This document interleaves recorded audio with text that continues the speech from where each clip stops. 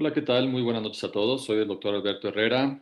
Primero que nada, un agradecimiento al Colegio de Ortopedia, al doctor Alfonso Migoya y, bueno, por supuesto, un tema muy importante para ustedes, la luxación glenohumeral, acompañado de grandes expertos en estos temas de hombro, encabezados por el doctor Sergio Abush, que, por supuesto, nos engalana con su trayectoria y sus conocimientos.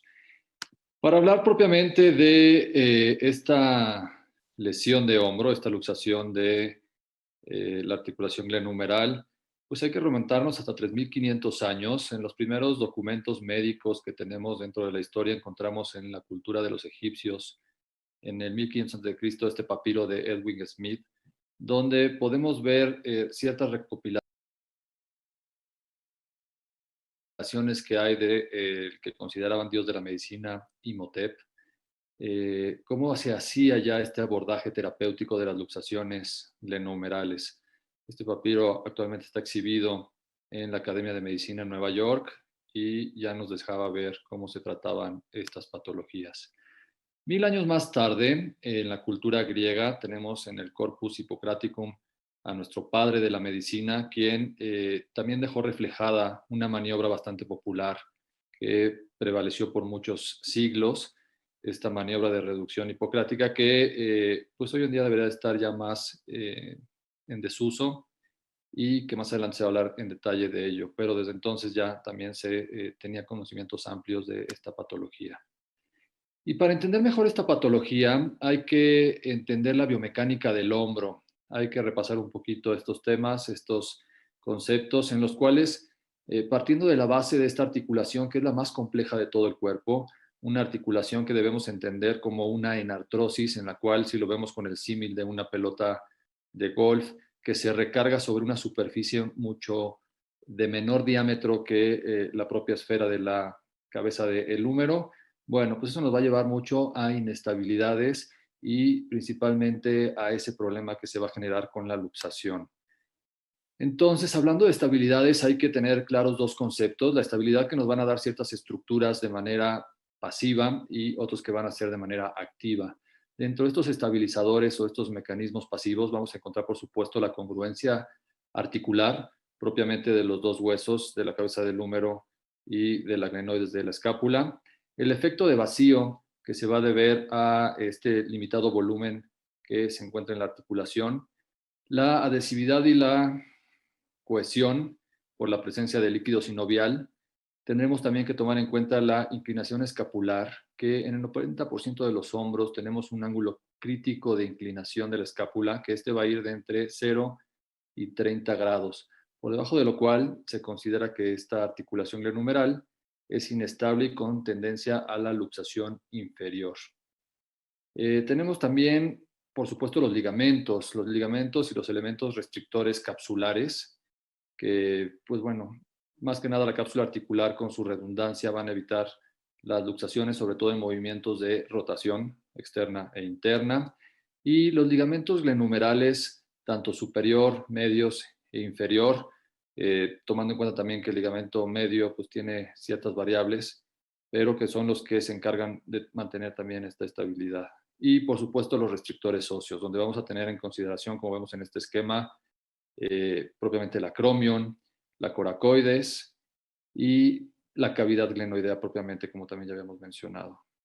Tendremos entonces los estabilizadores activos, en los cuales vamos a tomar en cuenta los músculos del famoso manguito de los rotadores. Recordemos estos 4 tendones poderosos, el más amplio, más grande de todos, que va a ser el que encontramos en la cara anterior de la escápula, que va a ser el subescapular. En la parte superior encontraremos el supraespinoso y en la parte posterior al músculo con su tendón infraespinoso y el redondo menor.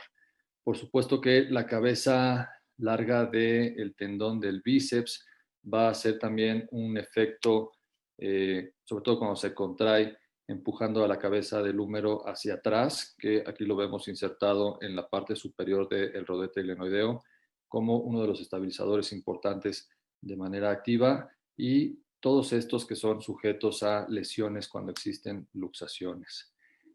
¿Cuándo vamos a hablar de estas luxaciones? ¿Qué es lo que lo va a poder causar? Bueno, Habitualmente lo más común van a ser los traumatismos.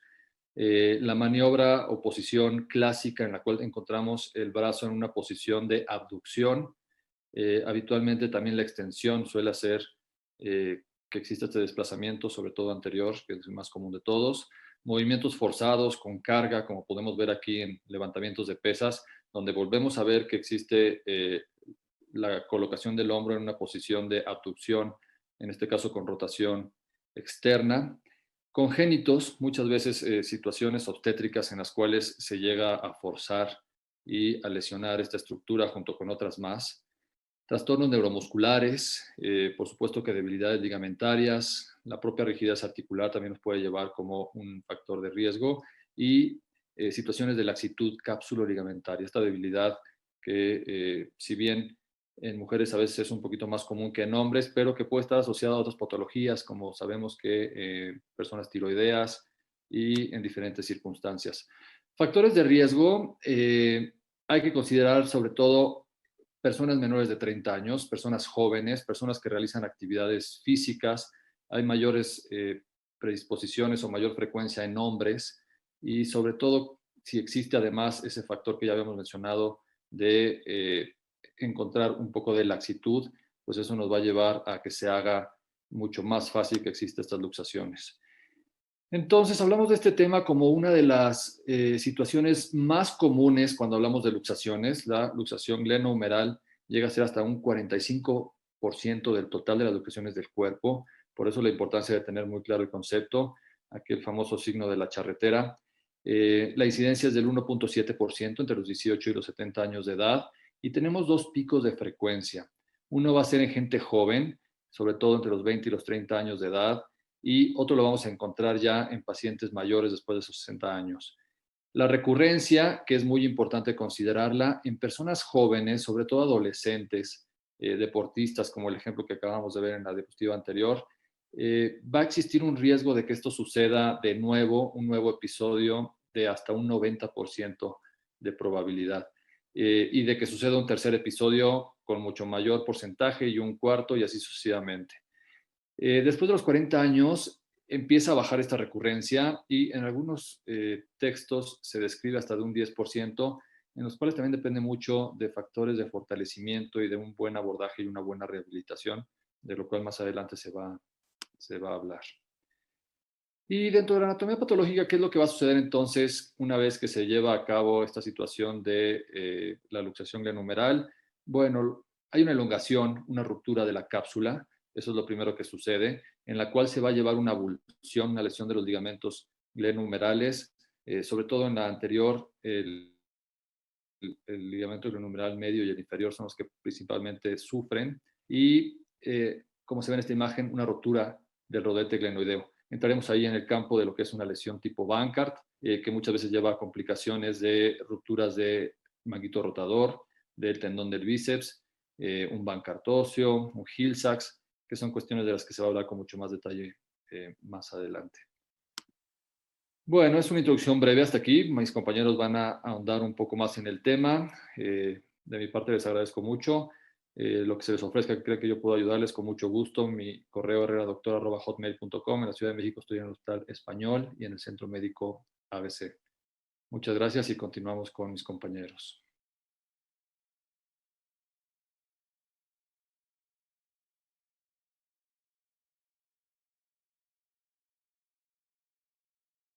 Hola, buenas noches. Yo soy el doctor Alejandro López Viller, cirujano de hombro, y les voy a dar esta plática de inestabilidad glenohumeral.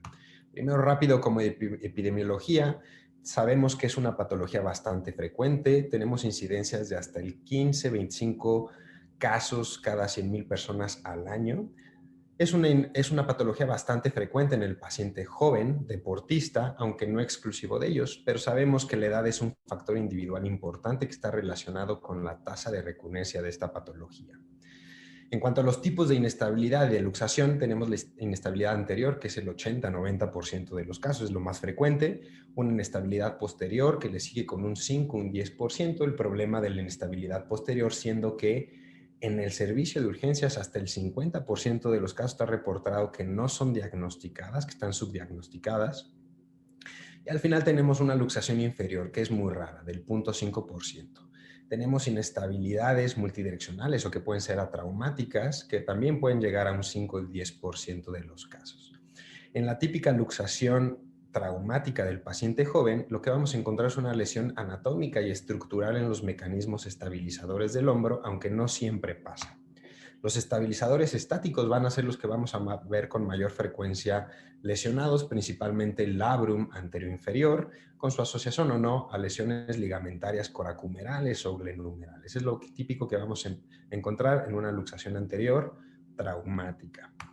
Tenemos los estabilizadores dinámicos, que es la musculatura pericapsular, mango rotador, bíceps deltoides, que vamos a encontrar lesiones en este tipo de estabilizadores, principalmente en el paciente por arriba de los 40 años, que va a tener probablemente lesiones asociadas al mango rotador, pero también vamos a encontrar problemas con el balance de la musculatura y con la dinámica de la musculatura en pacientes con inestabilidades multidireccionales atraumáticas. En cuanto a la clínica, nos puede llegar una imagen como el primer caso, en donde es un signo de la charretera evidente, el típico paciente con una inestabilidad anterior en agudo, ¿sí? Que bueno, ya viendo esto, sabemos por dónde va el problema del hombro, pero podemos tener casos como en la segunda imagen, en donde la lesión o el hombro macroscópicamente no da datos mayormente importantes, y así nos pueden llegar pacientes con inestabilidades posteriores, que tanto por la clínica, por la imagen y por el estado del hombro, pueden llegar a pasar desapercibidas.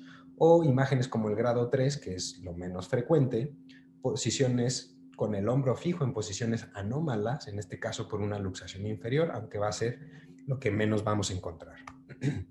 Cuanto a la clínica, la realidad es que con el paciente luxado en agudo, con la movilidad, con la fuerza y con las maniobras especiales, poco vamos a poder hacer. Vamos a ver tanto fuerza como arcos disminuidos por el dolor, por el bloqueo articular, por la luxación. Lo que sí es muy importante es establecer y documentar si hay alguna lesión neurológica. Hasta en el 48% de los casos tenemos lesiones neurológicas, siendo el axilar el más frecuente con el 42%. Y dentro de las variantes de la inestabilidad, la luxación inferior es la que mayor número de lesiones neurológicas tiene, un 60% de incidencia, o de vasculares hasta el 39%. Es muy importante documentarlo tanto antes como después de la reducción. Lo que sí vamos a hacer en el paciente cuando nos llega es el interrogatorio. Muy importante saber, tanto para poder establecer el riesgo de recurrencia que tiene como el tratamiento final que va a recibir este paciente, es si tiene mecanismo de lesión, si es el primer episodio, qué edad tenía cuando pasó el primer episodio, si es voluntario o es con un evento traumático, si ha recibido tratamiento conservador, quirúrgico o nunca le han hecho nada. Y también preguntas que nos van a ayudar a establecer si está relacionado con algo diferente de lo habitual, como las inestabilidades en otras articulaciones o antecedentes familiares que nos pueden hablar de un problema muscular, un problema del tejido conectivo, ¿no? Y el tipo de actividad que también nos va a dirigir hacia el tratamiento que va a recibir este paciente. En cuanto a las radiografías, la realidad es que con una radiografía AP vamos a tener mucha información sobre cómo está el hombro, pero tenemos radiografías adicionales como una AP verdadera, una axilar, una escápula en Y, una striker o una West Point. La realidad es que con el paciente luxado no nos va a tolerar una axilar o una striker o una West Point. Entonces, por lo general, con una AP y complementarla con una radiografía que sea tolerable para el paciente, como una transtorácica o una escápula en Y. Yo en lo personal utilizo una AP y una escápula en Y. Las radiografías, como ven aquí, con una radiografía AP ya tenemos mucha información. Lo más común es, vamos a encontrar la primera imagen, una luxación anterior. En la segunda imagen vemos una luxación posterior con el clásico signo de la bombilla, y en este caso asociado a una lesión ósea en la parte inferior de la glenoides, que ya también nos va a dar datos del tratamiento que vamos a hacer con este paciente. O una tercera imagen, que otra vez va a ser lo menos frecuente que van a encontrar, pero una inestabilidad inferior. Con el paciente en urgencias, ¿qué es lo que vamos a hacer? Primero, reducir el hombro. Tenemos que hacer una reducción de hombro. Aquí está una tabla con las maniobras de reducción más común que encontramos. No son todas y no se trata de que hagan todas. Es muy importante que la técnica que hagan de reducción sea con la que ustedes se sientan cómodos, la que han hecho muchas veces, la que son expertos en realizar. Yo en lo personal suelo usar tracción contra tracción y en casos esporádicos coger o Minshi. Otra cosa muy importante es cómo lo vamos a reducir. Lo vamos a reducir en vivo, con sedación, con una infiltración. La realidad es que se puede reducir en vivo. Sabemos que la tasa de éxito de una reducción sin sedación o sin infiltración es mayor en el paciente que lleva mucha recurrencia, en el paciente que tiene múltiples luxaciones, incluso el paciente que hasta se reduce solo, que no viene con una mayor contractura muscular, no viene muy sintomático, pero la realidad es que también depende mucho de la disponibilidad en el hospital en donde estén, en el centro donde estén. Yo por lo general trato de hacerlas con sedación. En el caso en el que no las puedo hacer por sedación, ya sea por riesgo, porque el paciente no se quiere sedar, lo hago con infiltración, como en el caso de la imagen de arriba, donde en un artículo nos muestra que podemos tener un buen control del dolor, una buena eficacia en la reducción, sin mayor lesión asociada, cuando hacemos infiltraciones con 10, 20 mililitros de lidocaína al 1%. Muy importante documentar la radiografía post-reducción. En la radiografía después de la reducción, lo importante es que documentemos que el hombro regresó a su lugar. Y otra cosa es muy importante porque hasta el 37% de las fracturas las vamos a poder hacer evidentes en la radiografía reducción. Después de la reducción, perdón. Ahora, en el tratamiento por reducción, ya desde aquí empezamos con las controversias. ¿Lo inmovilizamos o no? ¿Cuánto tiempo lo inmovilizamos? ¿Cómo lo inmovilizamos? Tenemos estudios que nos dicen, como Jovelius y Kiviluoto, en donde dicen que no vale la pena o no hay diferencias en la tasa de recurrencia si lo inmovilizamos una semana, ¿no? Y ahora, para los que sí lo inmovilizamos, ¿cómo lo vamos a inmovilizar? En el estudio de Itoi se muestra que hay una menor tasa de recurrencia si lo inmovilizamos en rotación externa de 10 grados comparándolo con la inmovilización en rotación interna. Pero hay otros como Liavang o Feinstein en donde no hay ninguna diferencia significativa en inmovilizarlo de una u otra manera. Yo en lo personal lo que hago es lo inmovilizo 2 semanas. Empiezo rango pasivos y activos a la primera semana con fortalecimiento de los estabilizadores dinámicos a partir de la segunda semana. Muy importante, y esto hago mucho hincapié, todos mis pacientes van a rehabilitación y les hago mucho énfasis en el balance de la cintura escapular. Lo único que hago es limito los rangos de movilidad en abducción y rotación externa por 3-4 semanas y evito levantamientos pesados por arriba de la cabeza o actividad de impacto por 6 semanas. Ahora, el hombro, la inestabilidad de hombro que nos va a llevar al consultorio va a ser diferente. Puede ser el paciente que nos llegó, que ya redujimos y viene a la de seguimiento, o el paciente que se ha luxado en múltiples ocasiones, o el paciente que incluso ya tiene tratamientos previos.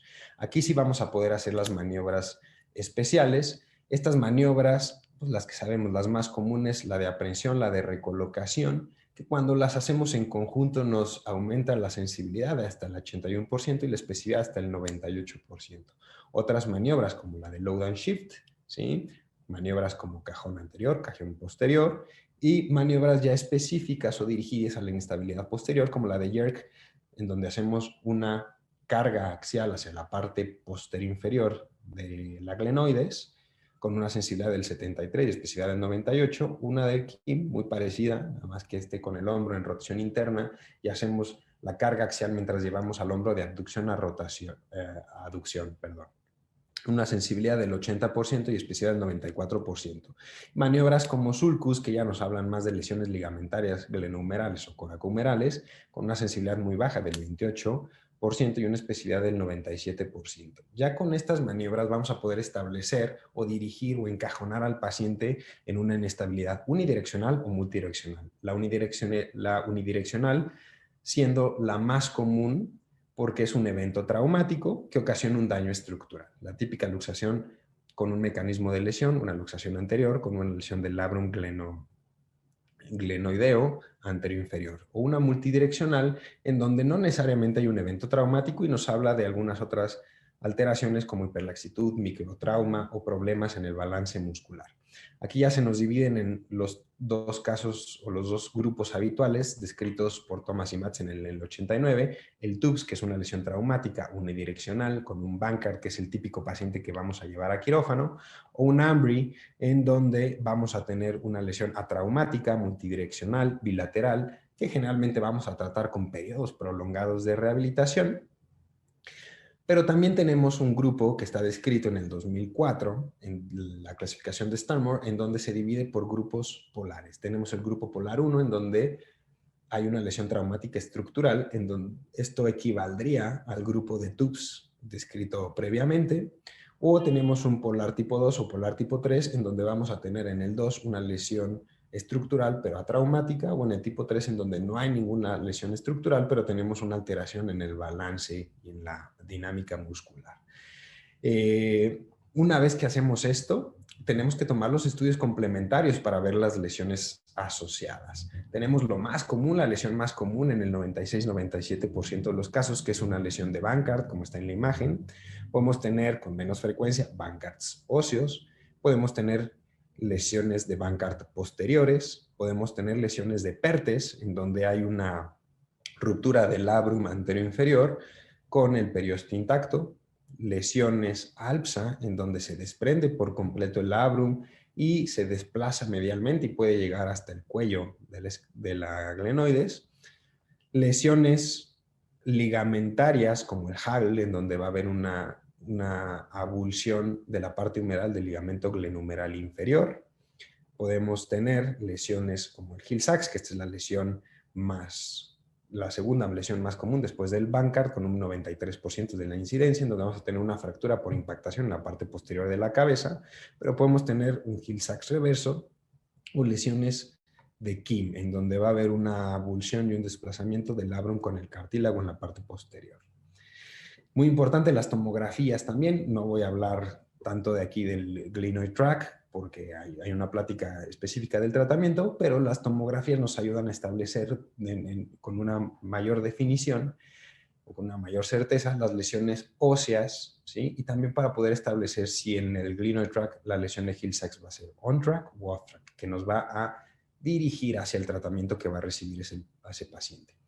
Muy importante también establecer el riesgo de recurrencia que puede llegar a tener este paciente. Podemos tener tasas de recurrencia muy altas. Por ejemplo, en esta tabla descrita por Boileau inicialmente, se toman varios parámetros como la edad, el tipo de deporte, las características del deporte, la hiperlaxitud y la lesión ósea. En este caso descrito por Boileau, la lesión ósea se toma por radiografía. La lesión de Hill-Sachs en una radiografía AP con rotación externa y las lesiones glenoideas en una radiografía AP.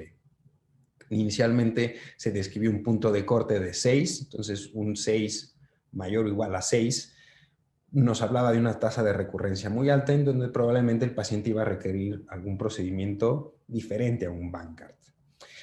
Se hizo una modificación por ya como en el 2020 en donde los parámetros son los mismos, nada más que las lesiones óseas se clasifican en on-track o en off-track según la tomografía y aquí el punto de corte también se vuelve menos permisivo, en lugar de 6, 4 puntos. En cuanto al tratamiento, la primera luxación, la discusión de siempre, si nos vamos conservador o quirúrgico desde el primer evento. Se han descrito en varios estudios, por ejemplo en estos que le estoy poniendo aquí, en donde la tasa de recurrencia es del 7 al 10% cuando lo hacemos quirúrgico en un inicio, contra un 46-58 cuando lo hacemos conservador, ¿sí? También Kirkley, en su estudio, encontró la tasa de recurrencia de un 15.9 cuando lo hacemos quirúrgico contra un 47.7 cuando lo hacemos conservador en las primeras 4 semanas. Y estudios que nos muestran que tienen valores funcionales mejores al final del tratamiento cuando lo hacemos quirúrgico en un inicio. Ahora, tampoco voy a ahondar mucho en cuanto al tratamiento quirúrgico, nada más que sepan que tenemos tratamientos como un Bankart, en donde vamos a hacer una reparación capsulolabral, ya sea anterior inferior o posterior inferior, procedimientos como el Atariet, en donde vamos a hacer una transferencia de la coracoides y del tendón conjunto hacia la glenoides. Podemos asociarlas a un remplissage, donde podemos hacer un remplissage en la parte en la parte posterior para un Hill-Sachs, en donde vamos a hacer una tenodesis con el infraespinoso, un McLaughlin, que sería el equivalente nada más que en las luxaciones posteriores, cuando tenemos un Hill-Sachs reverso, en donde vamos a una tenodesis con el subescapular, un McLaughlin modificado con una transferencia de la tuberosidad menor hacia el defecto humeral. Todas estas con las diferentes variaciones, por ejemplo, haciendo el Latariet con tornillos, con botón o con injertos óseos de cresta ilíaca. Pero bueno, esto se verá en la plática del tratamiento. Únicamente, sí, como conclusión, es que es una patología muy frecuente. Existe aún mucha controversia en cuanto al tratamiento inicial o el tratamiento final, el tipo de tratamiento, por lo que se vuelve muy importante individualizar al paciente para obtener un buen resultado con menores tasas de recurrencia. Y no solamente individualizar al paciente, sino estadificar muy bien el tipo de lesión asociada que tiene para poderle brindar un adecuado tratamiento. Muchas gracias.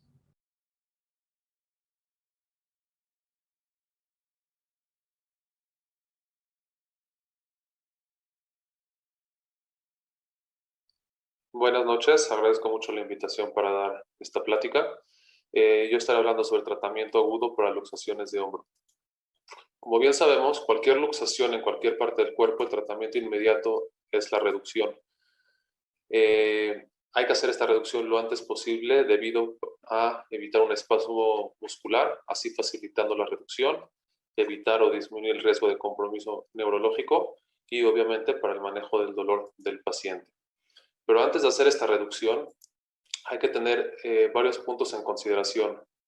Saber qué tipo de luxación tiene nuestro paciente, si estamos hablando de una luxación pura o una luxación asociada a una fractura, y de qué tipo de paciente estamos hablando. También hay que saber los tipos de manejo que tenemos disponibles, incluyendo el bloqueo intraarticular, la sedación o la anestesia, o simplemente hacer la reducción en el momento. Como ya se comentó previamente, los tipos de luxación en la articulación glenohumeral está la luxación anterior, la luxación posterior, la luxación erecta o inferior. Es de suma importancia nosotros como doctores documentar cómo está el paciente en el estado neurológico antes y después de la manipulación, ya que muchas de las lesiones, aunque sean transitorias, pueden ser asociadas al mismo mecanismo de la luxación o pueden ser secundarias al procedimiento de reducción que nosotros hacemos. Hablando sobre la reducción cerrada de luxación anterior, que es la más común, hay varias maniobras, desde la reducción hipocrática, que idealmente se recomienda ya no usarla por el alto riesgo de plexopatías por tracción. Se han descrito otras 11 técnicas, incluyendo la maniobra de tracción contra tracción que todos conocemos, que es la colocación de una sábana o cobija abajo de la axila, mientras un doctor hace la tracción, otro colega hace el mecanismo de reducción. También tenemos otras maniobras que pueden ser hechas por una sola persona, que es la maniobra de la silla, como pueden ver en la figura número 2, la de Stimson, que es colocación del paciente en prono y colocar peso sobre el brazo. Esto haría la reducción por sí solo. También tenemos las maniobras de rotación externa, tenemos las maniobras de espacio, la manipulación escapular y últimamente se ha frecuentado más la reducción con la maniobra de Fares, como podemos ver en la figura 7. En esta diapositiva podemos ver las 11 técnicas descritas. No todas ellas tienen documentación sobre el porcentaje de reducción satisfactoria en el primero o segundo intento. Podemos ver que las maniobras de Milch, las de Kocher, las de Fares son las que mayor porcentaje de reducción tienen en los primeros intentos.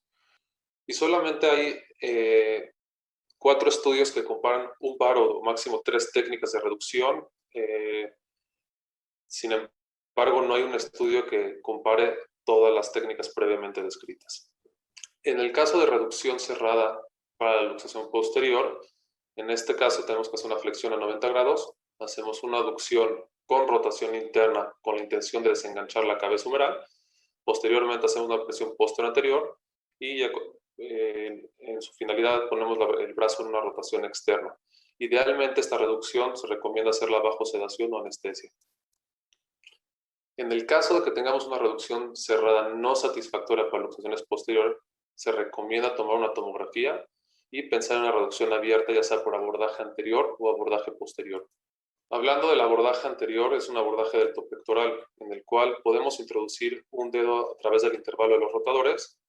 Otra opción sería desinsertando el subescapular o haciendo una osteotomía del troquín y pensar en un procedimiento definitivo como sería un McLaughlin modificado o incluso un injerto óseo. Y el abordaje posterior sería reservado prácticamente para un Bankart abierto. ¿Y qué abordaje elegir? Obviamente hay que solicitar una tomografía computarizada para valorar la magnitud de la lesión del defecto óseo y pensar siempre si vamos a tener una segunda intervención y una cirugía definitiva. Entonces, cuando tenemos una luxación posterior asociada a una fractura, sí se recomienda hacer una tomografía de primera intención. En el caso de que veamos algún tipo de defecto óseo, pensando en una cirugía definitiva, cuando vemos un Hill-Sachs menor a 20%, pensamos en una reparación de Bankart o un McLaughlin. Cuando vemos un defecto de 20 a 40%, podemos pensar en colocación de un injerto óseo, una transferencia del troquín o transferencia del subescapular. Cuando hablamos de una luxación posterior, hay que preguntar intencionalmente sobre antecedentes neurológicos, ya que el 30 al 40% están dados por convulsiones. Entonces, en el caso de que veamos una luxación posterior en el cual el mecanismo de trauma no esté justificándolo, hay que pensar en interconsultar a un neurólogo antes de su egreso de la sala de urgencias. En el caso de la luxación inferior o erecta, hay dos mecanismos para reducirlo. Uno sería el mecanismo de tracción o contratracción y otro sería en dos pasos, sería convirtiendo la luxación en una luxación anterior y posteriormente utilizar cualquiera de las maniobras previamente mencionadas. En el caso de la inmovilización, todos conocemos el inmovilizador convencional de hombro, en el cual tenemos el brazo en rotación interna. Es de suma importancia, en caso de una luxación posterior, colocar un inmovilizador de hombro que tenga una rotación a 0 grados, ya que el mecanismo de luxación de la luxación posterior es una rotación interna, entonces no debemos de colocar un inmovilizador de hombro convencional en este caso. Se inmoviliza en un periodo de 2 a 4 semanas, posteriormente se inicia fisioterapia para mejorar arcos de movilidad, fortalecer cintura escapular y obviamente en luxaciones anteriores evitar la rotación externa con abducción mayor a 90 grados en un lapso de 4 a 6 semanas y en el caso de las luxaciones posteriores limitar la rotación interna en el mismo periodo de tiempo. Pero ¿qué pasa cuando estas luxaciones están asociadas a la fractura? Este fue un caso que tuvimos en nuestra institución hace un par de años, en el cual veíamos una luxación anterior con una fractura del troquíter. Y a pesar de que se hizo de las formas adecuadas, es decir, en quirófano, con fluoroscopía, con anestesia, vemos que hay una fractura de la cabeza humeral. Y esto está bien descrito en la literatura, en el cual se han descrito las fracturas iatrogénicas de la cabeza humeral en reducciones de luxaciones glenumerales, y estas se encuentran más comúnmente en pacientes mayores a 40 años, y el 60 al 70% de las fracturas son relacionadas a las fracturas del troquíter. En otros estudios se ha valorado la relación de fracturas iatrogénicas en relación al tamaño de la fractura del troquíter, siendo esta de 0.4 el radio o la relación del troquíter en relación a la cabeza humeral, el tipo de paciente con más riesgo de fracturas iatrogénicas. Y no solamente eso, se ha visto que las fracturas iatrogénicas son mucho más comunes cuando no se hacen de las formas adecuadas, es decir, bajo anestesia y bajo relajación absoluta, podemos ver que un 70% de las fracturas iatrogénicas fueron hechas con maniobra hipocrática en urgencias y solamente el 27% fueron o pasaron en quirófano. Entonces, cuando tenemos un paciente con fractura, lo recomendable es 100% hacerlo bajo sedación. En caso de que no haya una fractura, ver si el paciente es cooperador o no lo es. En caso de que sea cooperador, es válido intentar en una ocasión en la sala de urgencias en caso de que no se logre tomar en cuenta hacerlo en quirófano. Como dato importante, las luxaciones en pacientes ya mayores, arriba de 40 años, y esta aumenta de forma exponencial. Cuando hay una luxación de hombro, muchas veces está relacionado con lesión del mango rotador, y no solamente eso, también tienen mayor riesgo de tener una plexopatía, que esto ya lo convertirá en una triada terrible. Entonces, intencionalmente, estos pacientes, aunque logremos una reducción aceptable, en el seguimiento tenemos que buscar intencionalmente las maniobras correspondientes a mango rotador. Y una vez que el paciente ya tiene el hombro reducido, lo propio es comentarle sobre el riesgo de reincidencia relacionado a la edad. Como bien sabemos, entre más joven sea la edad, mayor riesgo de reincidencia tiene en cuestiones de luxaciones. Y esto es importante con la intención de hablar sobre un probable procedimiento quirúrgico en un futuro. ¿Y cuándo es el mejor momento para operar una luxación de hombro? Siempre va a ser entre la primera y la segunda luxación, ya que se ha visto que entre más luxaciones hayan, el riesgo de erosión de la glenoides se va acentuando mucho más, y esto nos podría diferenciar entre hacer un procedimiento cápsulo ligamentario o posteriormente que requiera un tipo de injerto óseo. Como mensaje para la casa: reducir la luxación a la brevedad, siempre utilizar la técnica más fácil para el médico y la menos traumática para el paciente, y en caso de dificultarse, realizar la maniobra bajo anestesia. Determinar el tipo de luxación, saber que las luxaciones posteriores, siempre hay que sospechar una patología neurológica. Las luxaciones en gente mayor están relacionadas a una lesión del mango rotador, y siempre explicar al paciente el porcentaje de reincidencia. Muchas gracias.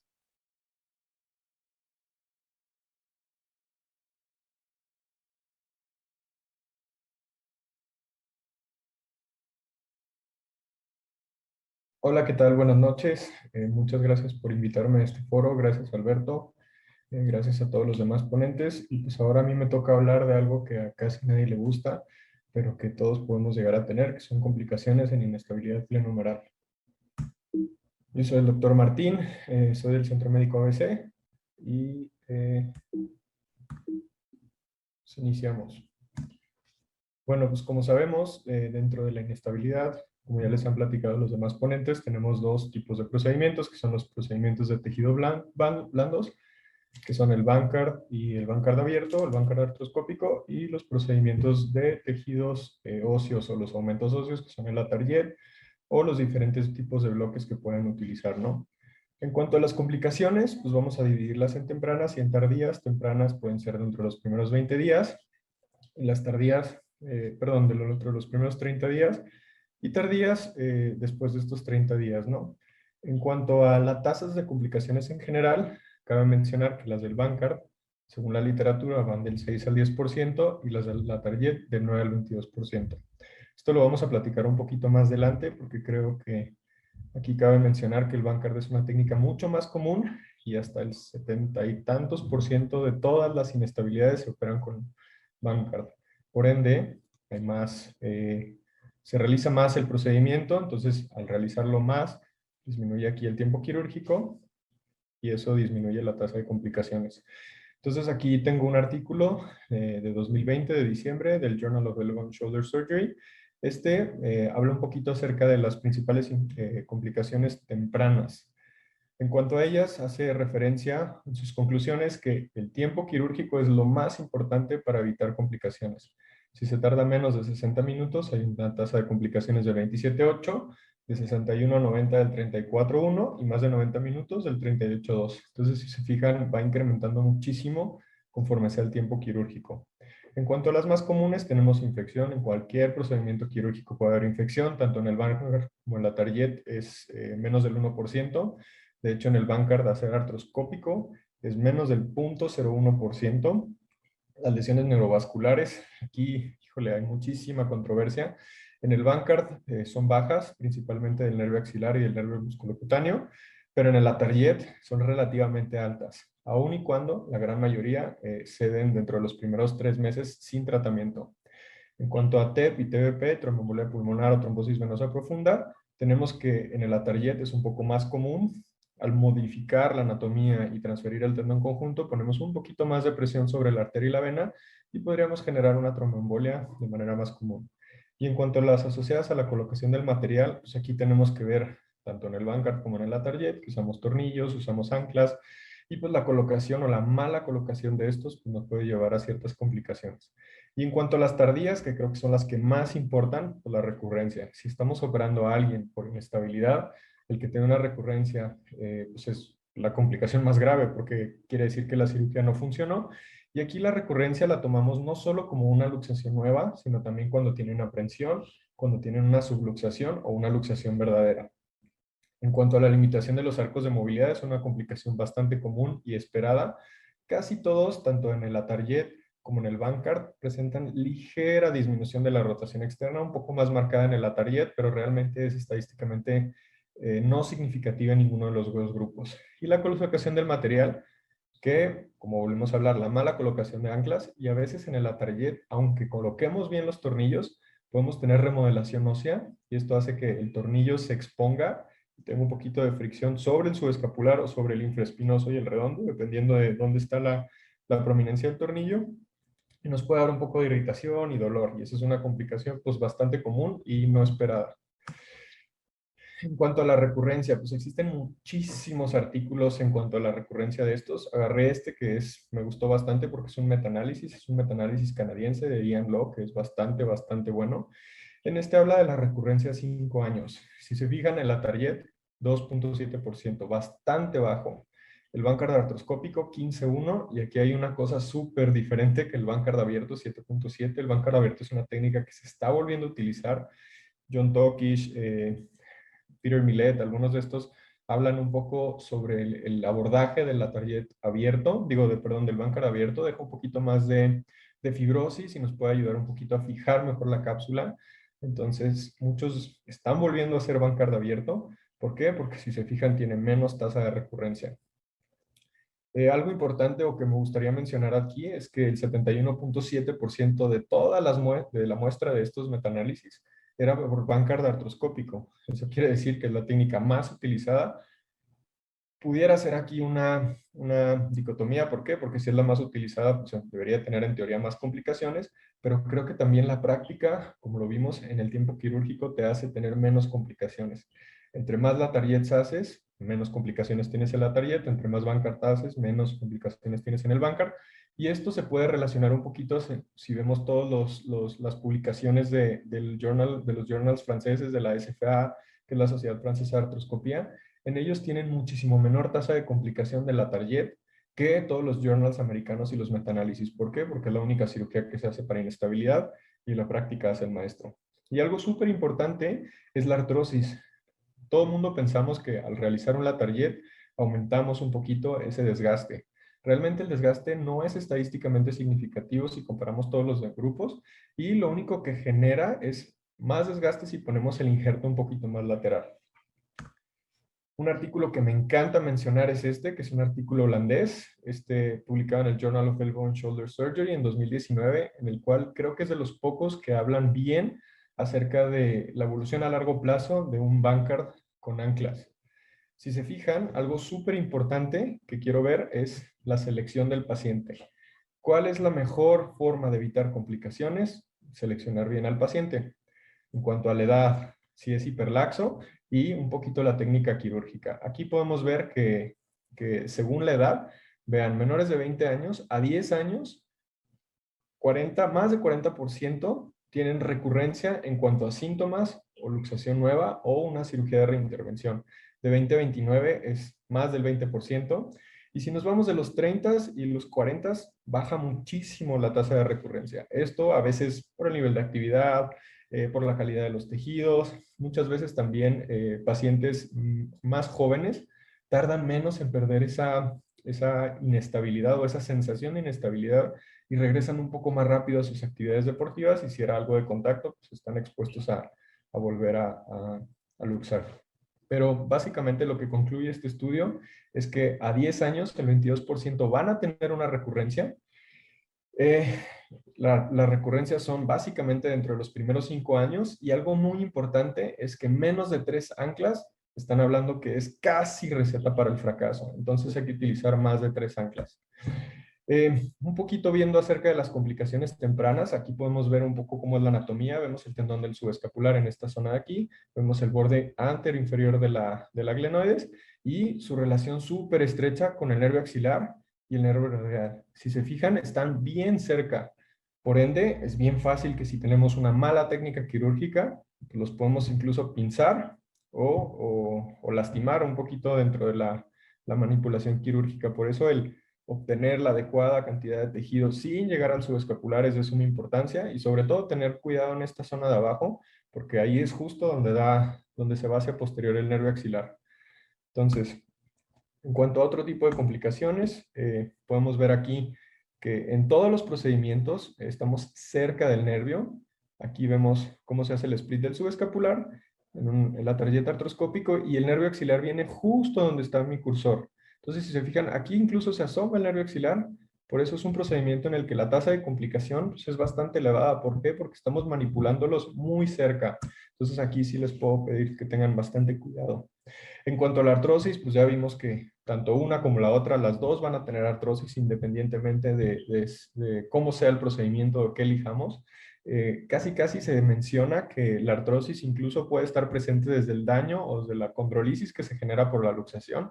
Entonces aquí llegamos a qué es primero, si la gallina o los huevos. Entonces, pues las dos técnicas tienen igual procedimientos de artrosis. Otra de las complicaciones que vemos aquí es la colocación de las anclas. Si se fijan, esto es un paciente que no operé yo, pero tuve la oportunidad de reintervenir.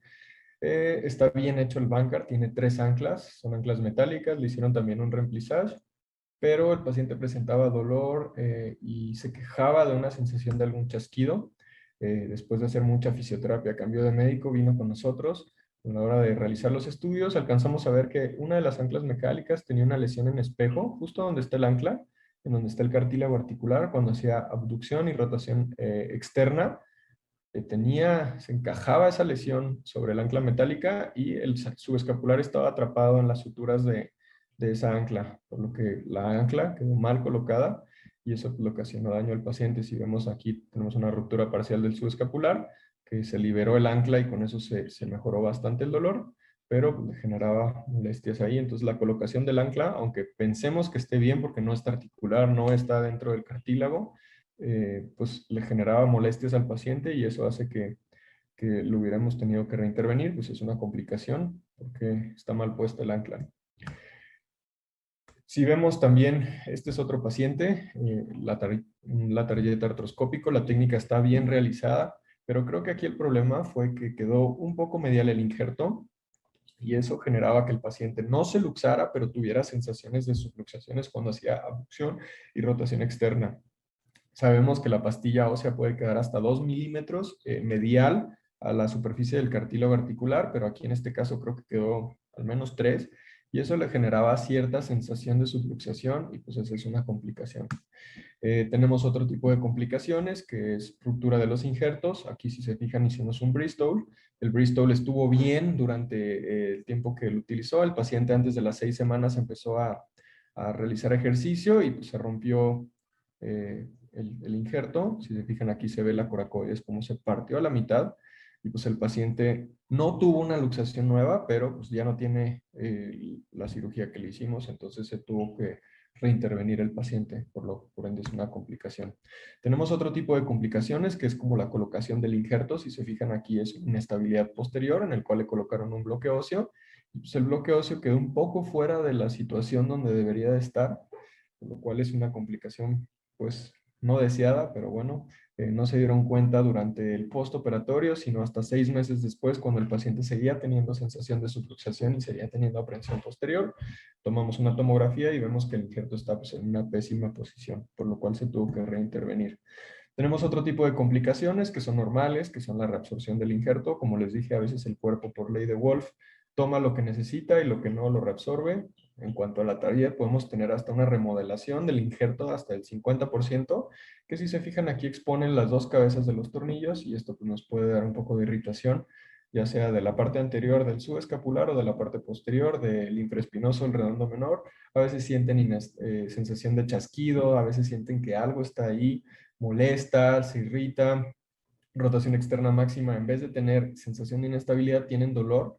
Tomamos una tomografía y pues vemos que el injerto remodeló y hay prominencia de los tornillos y pues hay que entrar a quitarlos. Es una complicación pues bastante común y esperada. Entonces, como conclusiones, pues quiero dejarles que conozcan ambas técnicas. Obviamente, entre más familiarizados estemos con una técnica, menos complicaciones vamos a tener, mejor tiempo quirúrgico vamos a tener. ¿Por qué? Porque nos vamos a hacer un poquito más eficientes. Pues hay que conocer muy bien la anatomía. Si se fijan, los nervios están muy cerca, tanto en las dos técnicas, por lo cual a veces puede ser bastante fácil lesionar un nervio. Entonces hay que conocer muy bien la anatomía y saber dónde no jalar, dónde no meternos. La elección del paciente, de suma importancia. Esta justo creo que es la clave del éxito. Si escoges un buen paciente para un buen procedimiento, pues vas a tener menos tasa de complicaciones. Recuerden que la edad abajo de 20, casi el 45% tenían recurrencia a 10 años, por ende tenemos que elegir bien al paciente y si tiene pérdida ósea, pues todavía peor. No todos son Bankart, creo que sí debemos individualizar cada caso. Y si decimos hacer un Bankart, pues poner 3 o más anclas, porque ya vimos que este es el factor que tiene más complicaciones, el poner menos de 3 anclas. Entonces esto va a hacer que tengamos mejores resultados si ponemos más de 3 anclas. No sé si tengan alguna duda. Muchísimas gracias a todos por su atención. Buenas noches. Seguimos con ustedes. Muy bien, pues creo que hemos podido abordar en cuanto a las generalidades, la forma de diagnosticar, las diferentes opciones de tratamiento y sobre todo las complicaciones. Eh, una pregunta importante podría ser, dentro de lo que mencionó el doctor López Villers, eh, esta dicotomía que se ha generado últimamente de si se debe operar o no se debe operar de instancia inicial a un paciente joven en su primera luxación o si se debe de esperar con una buena rehabilitación y un buen fortalecimiento y ver si de esa manera es suficiente para que el paciente tenga una función pues lo más cercana al 100 o si se debe de reparar. Doctor Abush, usted en su experiencia, ¿qué es lo que sugiere en estas situaciones? Mira, lo importante desde el punto de vista, mi opinión personal, es que el mejor momento de poder resolver un problema de una luxación de hombro es después de la primera luxación hacer una reconstrucción. A veces hago la comparación con el tratamiento en una persona joven de una ruptura del ligamento cruzado anterior. Prácticamente pocas personas dudarían que hay que reparar ese ligamento para que la persona pueda seguir llevando a cabo sus actividades. Entonces, si reparamos el ligamento cruzado anterior, ¿por qué no reparar los ligamentos o el ligamento glenohumeral? El fenómeno es similar en términos de inestabilidad. Yo considero que es el tratamiento ideal. Sin embargo, lo importante como abordaje al paciente después de su primera luxación es explicarle tanto al paciente como a sus familiares, a los familiares en su caso, cuáles son sus posibilidades después, cuáles son las posibilidades de recurrencia y hacerles ver la situación en términos de la conveniencia de que se va a necesitar un tratamiento futuro. Generalmente la mayoría elige esperar. Hay algunos que sí, un porcentaje que no puedo cuantificar, que van a elegir el hacerlo inmediatamente. Y nada más quiero poner entrecomillado ese inmediatamente. En mi criterio, yo considero esperar no menos de unas 3 a 4 semanas después del episodio de luxación para hacer el tratamiento quirúrgico, con lo cual muy probablemente habrá un número mayor de pacientes que no regresarán en ese momento al procedimiento, dado que se van a sentir muy bien. Y probablemente muchos de ellos van a esperar hasta el segundo. Es importante que se lleven esa información y de alguna manera esperar simplemente a un periodo de desinflamación para poder abordar quirúrgicamente. Pero sí, la recomendación, para ponerlo en resumen, es tratamiento quirúrgico después de la primera luxación en pacientes jóvenes. Perfecto. También por aquí me llamó la atención, dentro de lo que nos comenta el doctor Javier Martín, de el tratamiento Bankart abierto y cerrado. menos complicaciones en el abierto, es lo que se está mencionando, aunque, pues digo, uno pensaría que en las cirugías mínimo invasivas y artroscópica uno podría tener una recuperación mucho más rápida, pero ¿cómo ha sido también tu experiencia con esto, Javier? Yo en lo particular creo que solo he hecho un Bancard abierto y fue una vez que llegamos a un hospital y no había, el artroscopio no servía. Entonces, de manera habitual no lo hago. Eh, Aquí también hay que ver mucho qué es la tasa de complicación que medían ellos, que era la recurrencia en cuanto a inestabilidad, o sea, que se volviera a luxar. Normalmente el Bancard abierto tienes que hacer un split del subescapular o trabajar por encima del subescapular o hacer un peeling del subescapular para poder acceder a toda la parte anteroinferior de la glenoides. Entonces, creo que ahí viene este como extra de fibrosis que se genera para que no se luxe. Pero en cuanto a las otras comorbilidades, infección y eso, creo que sí son más altas que en la artroscopía. La artroscopía tiene la ventaja que pues, tienes muy buena visualización, pues es un poco más fluida, ves mucho mejor, puedes colocar las anclas un poco más abajo. Entonces, yo creo que aquí el problema es la selección del paciente, por eso muchos fallan. Casi todos estos artículos no miden o no cuantifican cuánta pérdida ósea tenían antes de la cirugía. Entonces, creo que ahí se puede ver un poquito sesgado el artículo, porque no dicen, unos hablaban incluso hasta el 25%, que creo que eso ya ha cambiado y ahora pues, creo que nadie con el 25% o con el 20% o con el 19% se animaría a hacerle un Bancard, que antes sí lo hacían. Entonces, creo que también va por ahí porque tienen menos tasa de recurrencia estos procedimientos. Yo les quería preguntar a los demás del foro que si alguien ha experimentado con estas nuevas técnicas que hay, el DAS o los injertos de cresta ilíaca, los injertos de tibia distal.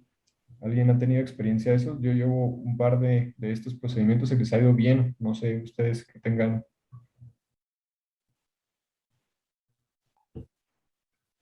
Yo en lo personal no he usado injerto de cresta ilíaca o ninguna otra. Por ejemplo, para un Latarjet, utilizar algo que no sea la coracoides o algún otro tipo de injerto, la verdad es que nunca lo he usado. No sé los demás. En mi caso tampoco. Cuando he necesitado algún tratar un defecto óseo ha sido con la coracoides, con la target. Sí, y por ejemplo, para los posteriores, lo más que he llegado a usar es un McLaughlin modificado, haciendo una transferencia de la tuberosidad menor al defecto para el Hill-Sachs reverso, pero nada más. O sea, para algo anterior utilizar injertos, no. Bueno, Javi, tú has de recordar que tuvimos un caso de una pérdida ósea en un Hill-Sachs de 30 y tantos% en la cabeza humeral y sí intentamos buscar injertos y pretexto tal vez cierto o no por pandemia, no hubo casa comercial que nos pudiera... Un eh, fresco congelado, imposible. así fue. Es la única vez que yo he necesitado un injerto y no pudimos conseguirlo. La transferencia del bíceps, ¿alguien tiene alguna experiencia? ¿Alguien ha utilizado esta que tiene los mismos beneficios de la Target, pero sin ser tan agresiva como la Target? Puedo decir, pero es una experiencia muy mínima de muchos años, hace muchos años. Dos personas que de casualidad eran hermanos y con buen resultado. Un buen resultado mientras tuve contacto con los pacientes. Entonces, ustedes saben que el largo plazo es Sí. siempre Y sí, cuestionable, ¿no? Pero sí, con buen resultado. Dos casos específicamente. Y tampoco nunca he utilizado otro injerto que no fuera el del coracoides, aunque en años más recientes, prácticamente no he hecho, y hacía muchísimo procedimiento de Bristol, eh, que después era simplemente convertir, simplemente la modalidad de la target, eh, pero recientemente la población de pacientes que he visto es gente un poco mayor en la cual no utilizo transferencias, sino procedimientos de banca. En alguna ocasión tuve una situación de una paciente joven con un procedimiento de la target que tuvo una recurrencia unos años después y que corregí esto precisamente, suena paradójico, con un procedimiento de banca, artroscópico, por supuesto, y simplemente se corrigió, por supuesto, el problema y la paciente, ahí sí puedo decir, a un seguimiento probablemente unos 20 años o cercano a 20 años ha estado bien, pero es un solo caso. Yo les quiero preguntar de su preferencia para el Bancard. ¿Qué anclas prefieren utilizar? Si metálicas, biocompuestas, de pura sutura, y qué puntos utilizan, porque creo que también se ha hablado mucho de que los puntos sí importan y qué tipo de punto utilizas y qué tipo de ancla utilizas. Usted, doctor, que tiene muchísima más experiencia que todos nosotros, ¿qué nos recomienda?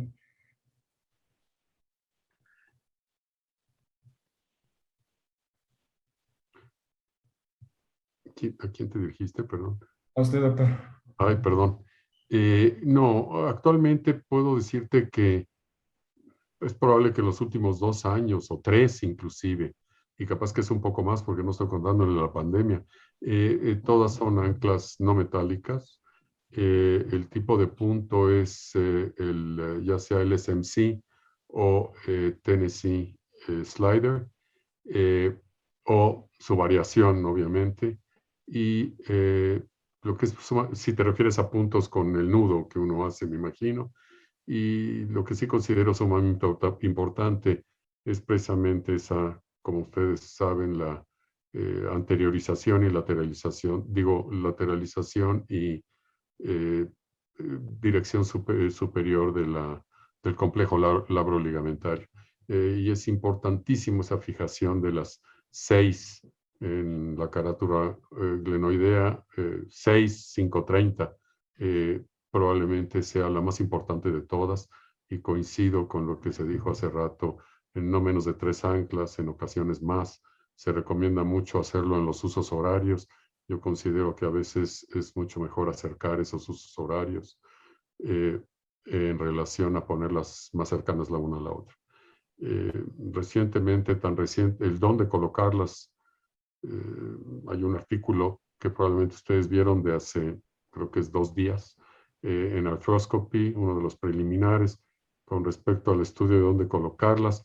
Tradicionalmente se habla de ponerlas cuando menos 1 milímetro adentro de la superficie articular.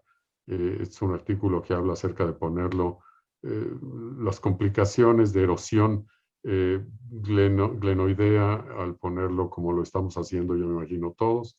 Y recomiendan, bueno, no recomiendan, simplemente mencionan que hay menor erosión si se colocan exactamente en el borde. Tendría yo mis dudas al respecto de eso, porque en los dos casos hay erosión. Lo importante es que sea la colocación adecuada y cercana entre uno y otro.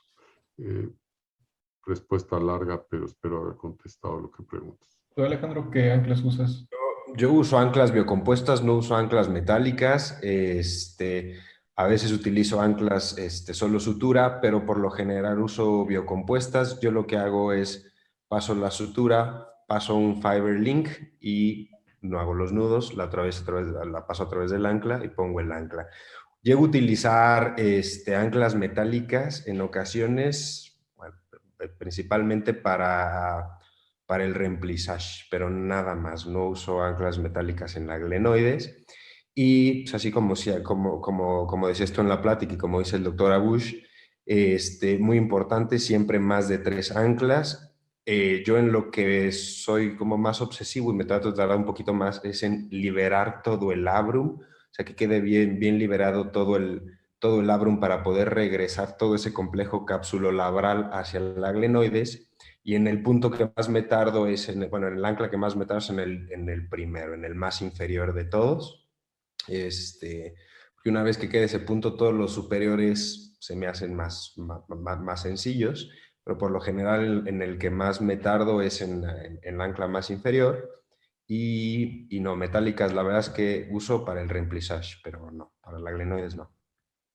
¿Tú, Beto? Estás en mute. Como casi todo, perdón, casi todo lo opero con el doctor Abush, justo lo mismo que mencionaba él. Ya metálicas, híjoles, ni siquiera me acuerdo si en la residencia habremos ocupado alguna, pero yo creo que no. ¿Tú, Gabriel? Biocompuestas también, tanto para remplissage como para reparación de Bancard. En caso de que se requieran nudos, comparto con el doctor Abush tipo Tennessee En mi residencia usábamos ya al final todo sutura knotless. Se nos hacía bastante cómodo para agarrar la cápsula en la porción más inferior, incluso el labrum. Y adelantándome a otra pregunta que probablemente hagan y que hablábamos tras cortinas, sobre la posición más cómoda para, bueno, de elección de cada uno para tipos de inestabilidad. En mi caso también es de decúbito lateral. Y comparando lo que sí me tocó ver en un inicio de mi residencia, ¿no? Comparado con mis últimos meses que cambiamos, que hicimos ese switch a decúbito lateral, sí tienes una visualización mucho más profunda y mucho más certera de la hora 6, que es justamente la ancla que estábamos hablando, en mi punto de vista.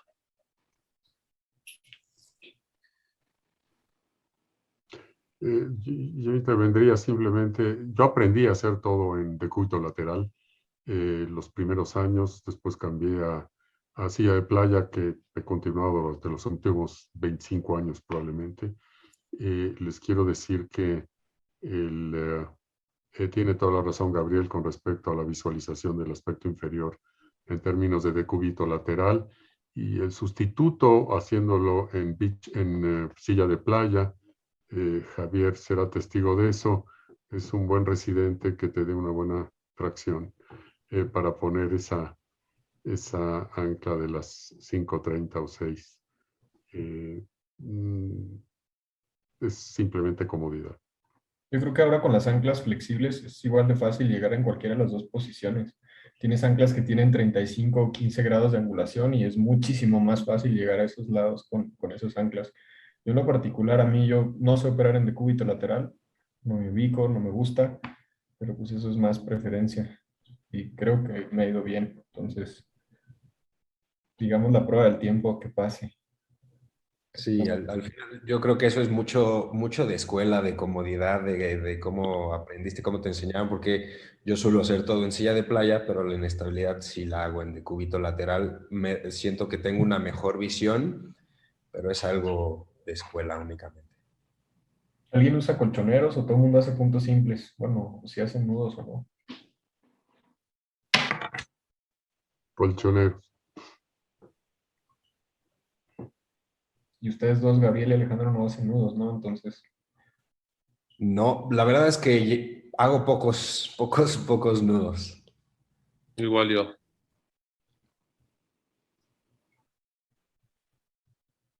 Bueno, y quería también enfocado a los residentes, muy importante dentro de las maniobras de reducción, sobre todo para los residentes que se la viven en urgencias en los primeros años. Me ha tocado todavía ver esa famosa maniobra hipocrática que se sigue llevando a cabo en algunos lugares y es básicamente algo como se mencionó, que está proscrito con las complicaciones que tiene y la cantidad de maniobras que pueden tener una tasa mucho más alta de efectividad y de menos complicaciones. Nada más para cerrar también con este tema que es de verdad muy importante en urgencias. ¿Qué maniobras recomiendan? Gabriel, tú que hablaste un poquito con más profundidad del tema. Yo las que más uso es Coger o Milch, son las que más me acomodan, principalmente Coger. Como comentaba antes, sí, y creo que también lo dijo Alejandro, idealmente yo creo que debe ser bajo sedación, muchas veces por disponibilidad o de ayuno o del hospital que estemos, hablando en cuestión de residentes y demás, se puede llegar a complicar. Entonces, creo que hay que hacer uno, a lo mucho dos intentos y seleccionar bien al paciente para prevenir algún tipo de complicación. Si el paciente no es cooperador, de plano, creo que optar por algún tipo de o infiltración o sedación y no forzarlo. Obviamente, también sobre reducciones, no recomiendo hacer reducciones en campo. El típico sábado que se luxó y demás en el fútbol, siempre, también como lo comentó Alejandro, documentar cómo estamos antes, cómo estamos después, por cuestiones de fracturas o lesiones asociadas, que no nos las vayamos a adjudicar a nosotros mismos. Y como el caso que les compartí durante mi residencia, no fue mío de un compañero, pero fue un parteaguas para tomar ciertas precauciones. Pues muy bien, no sé si alguien más quiera añadir algo de la parte de la audiencia entre los residentes. También si alguien quisiera hacer alguna pregunta, alguna duda que quede.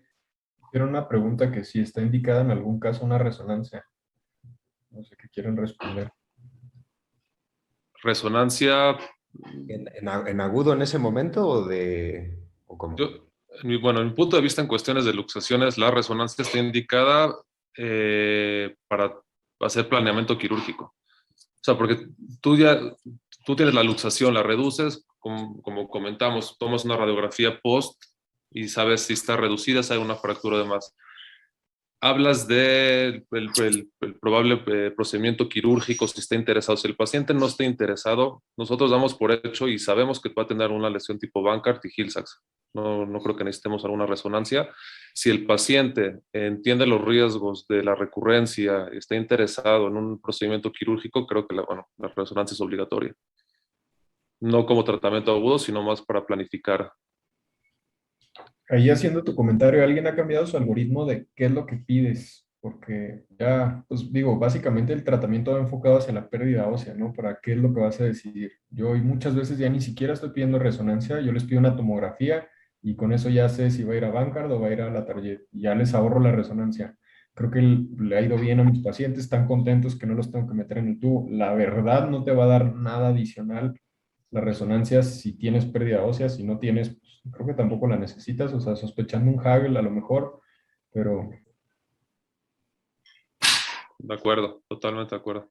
Sí, igual, y la resonancia en agudo no, eso es pues, nada más para pues, poder evidenciar y documentar las lesiones que tenga. Yo, a todos los pacientes para el seguimiento, es una vez reducidos, los mando a su casa y para las consultas de seguimiento sí les pido la resonancia, ya o sea, si tuviera que elegir igual que ustedes, pediría una tomografía, pero sí le pido la resonancia a los pacientes arriba de los 40 años, también sospechando en lesiones del mango rotador para valorar el mango rotador, pero nada más.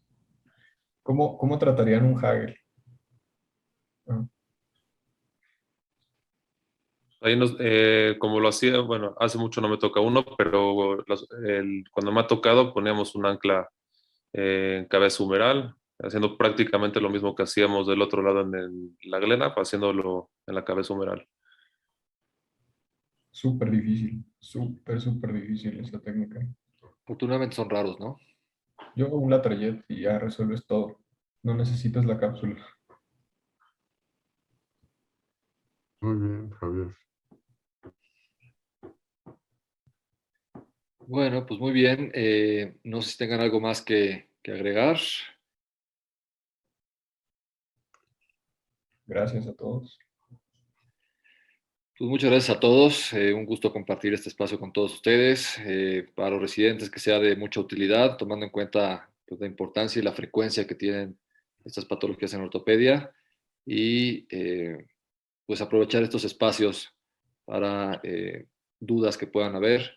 Y una vez más, muchas gracias tanto a los ponentes como a la gente que se conectó, que tuvo tiempo en la residencia, en la guardia, la preguardia, la posguardia, para pues, tener un poquito más claro todos los conceptos que son importantes. Gracias a todos. Tengan muy buenas noches. Hasta luego, Gracias. gracias. Buenas noches. Un placer. Descansen.